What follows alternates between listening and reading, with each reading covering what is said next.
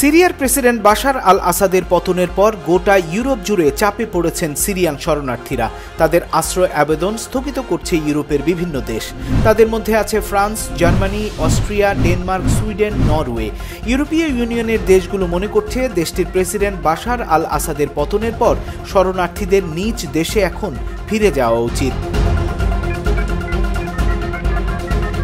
এদিকে গেল 15 বছর শেখ হাসিনা সরকারের নির্যাতনের শিকার হওয়ার অভিযোগ তুলে যারা লন্ডনে শরণার্থী হিসেবে আশ্রয় আবেদন করেছিলেন, বাংলাদেশে সরকার পরিবর্তনের পর তাদের আবেদনও বাতিল হয় কিনা সেই শঙ্কাও তৈরি হয়েছে। এই 5ই আগস্টের পর অনেকেই হাজার হাজার অ্যাপ্লিকেশনস কিন্তু আছে, অনেকের অ্যাপ্লিকেশন পেন্ডিং আছে, অ্যাসাইলাম অ্যাপ্লিকেশনগুলো, আবার অনেকের অ্যাপ্লিকেশনগুলো রিফিউজ হয়ে গিয়েছে, অ্যাপিলে আছে। সো এটা কিন্তু অনেকেই কিন্তু এটা নিয়ে চিন্তা করছেন যে কি করা যায়, যে আমরা কি অ্যাপ্লিকেশনটা প্রসিড করবো কিনা, বা আমাদের অ্যাপ্লিকেশনটা গৃহীত হওয়ার সম্ভাবনা কতটুকু। যদি কারো বিরুদ্ধে মামলা থেকে থাকে বা কারো বিরুদ্ধে যে ওয়ারেন্ট বের হয়ে থাকে, তারা কিন্তু স্টিল এই জিনিসটা তাদের ব্যারিস্টার নিয়ে কিন্তু এটা আর্গুমেন্ট করতে পারে যে দেখো আমি এখনো সেফ না, আমি এখনো নিরাপদ না। এন্ড অন দ্য টপ আরেকটা জিনিস খেয়াল করবেন তানভীর ভাই, সেটা হচ্ছে যে আমরা যেই বিষয়টার উপর বেস করে হোম অফিস তাদের আর্গুমেন্ট করে, সেটা হচ্ছে কান্ট্রি পলিসি যে গাইডেন্সটা আছে। এই কান্ট্রি পলিসির গাইডেন্সটা হচ্ছে লাস্ট তৈরি হয়েছিল সেপ্টেম্বর 2020।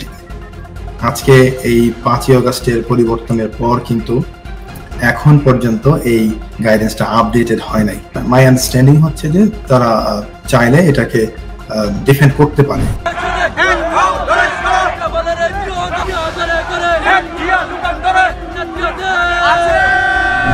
ফরাসি স্বরাষ্ট্রমন্ত্রীর বরাত দিয়ে দেশটির দৈনিক লা পারিজিয়া জানিয়েছে, সিরিয়া থেকে ফ্রান্সে আসা শরণার্থীদের আশ্রয় আবেদনের চলমান ফাইলগুলো তারা স্থগিত করবে। ফ্রান্স সরকারের তরফে জানা গেছে 2023 সালে 4000-এরও বেশি সিরীয় শরণার্থী আশ্রয় চেয়ে দেশটিতে আবেদন করেছিলেন। জানা গেছে জার্মানিতে বর্তমানে বাস করছেন প্রায় 10 লাখ সিরীয় শরণার্থী। ফ্রান্স শুধু চলমান আবেদনগুলো স্থগিত করবে। অন্যদিকে অস্ট্রিয়া জানিয়েছে সিরীয় শরণার্থীদের চলমান আশ্রয়দান প্রক্রিয়া তারা বন্ধ করবে।